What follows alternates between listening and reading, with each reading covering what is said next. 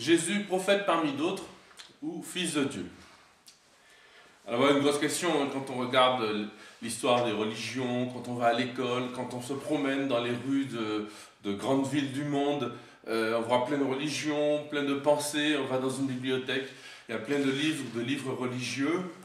On entend des curés qui parlent, mais il n'y a pas que les curés qui parlent. D'ailleurs, parfois on n'en voit pas tellement d'ailleurs qui parlent, ou de chrétiens qui sont plutôt cachés parfois.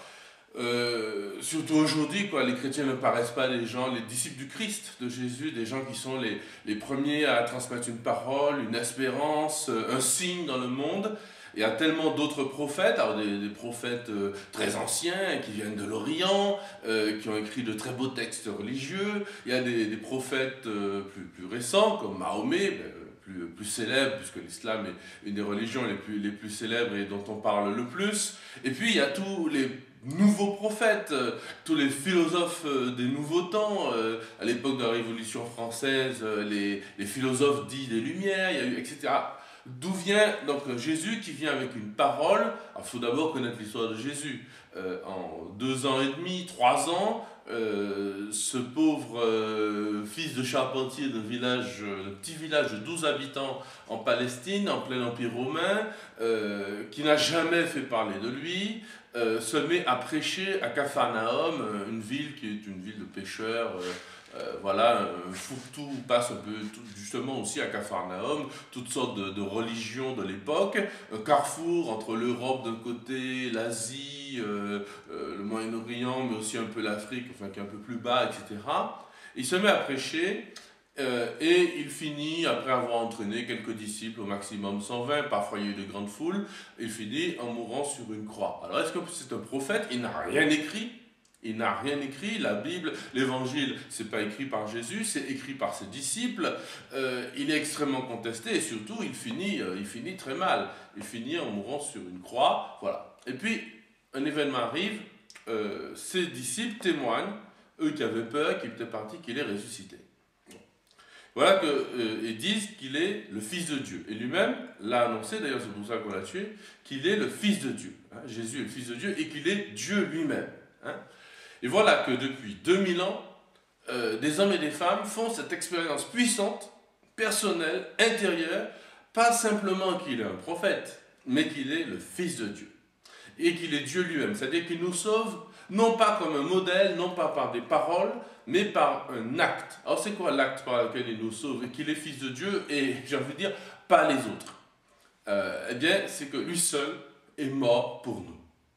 Et par amour pour nous. Parce que, alors, si au moins on est d'accord sur une chose, c'est que Jésus est innocent de tout mal. C'est l'homme, dans l'histoire de l'humanité, qui n'a fait de mal à personne. C'est l'innocent absolu. On a même surnommé l'agneau de Dieu. Je ne sais pas si vous avez déjà pris un petit agneau tout fragile. Hein, et il vient prêcher seulement 3 ans. Alors que d'autres grands prophètes de l'histoire de l'humanité ont prêché pendant des décennies, 40 ans, 30 ans, pour Mahomet, pour Bouddha, pour les grands philosophes, ou les prophètes de notre temps, les hommes politiques, ou même les Steve Jobs, qui vous voulez. Jésus, comme prophète, ne prêche que 3 ans, il finit mal. Mais il meurt par amour. Et le fait qu'il meure pour les hommes, hein, c'est lui seul qui est allé jusqu'à cette souffrance. Il a pu renoncer à ses idées, renoncer à tout.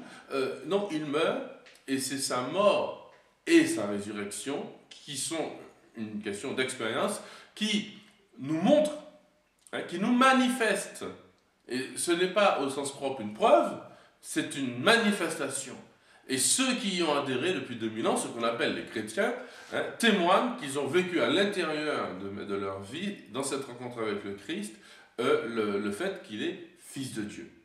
Alors, lui seul est Fils de Dieu parce qu'il n'est pas une vérité de plus qu'il vient nous donner, car dans chaque autre philosophie, chaque prophète, chaque personne qui vient nous parler finalement, et qui sait parler, il y a des vérités. Il y a des éléments de vérité finalement dans tout homme.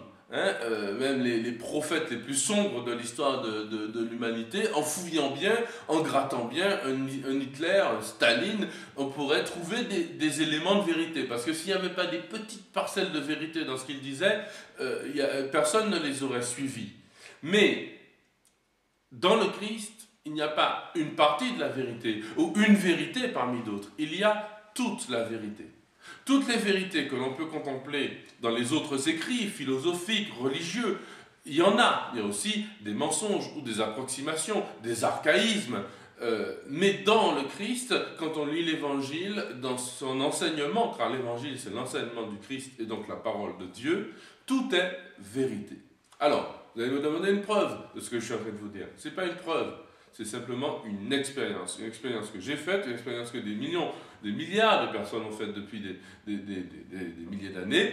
C'est une expérience à faire, de lire l'Évangile, de rencontrer le Christ personnellement, comme vivant. Il y en a un qui l'a fait, qui s'appelle Saint Paul par exemple. Eh bien, c'est cette expérience-là qui nous montre que le Christ n'est pas simplement un prophète. Un prophète, c'est toujours relatif, mais il est un absolu parce qu'il est Dieu et Fils de Dieu.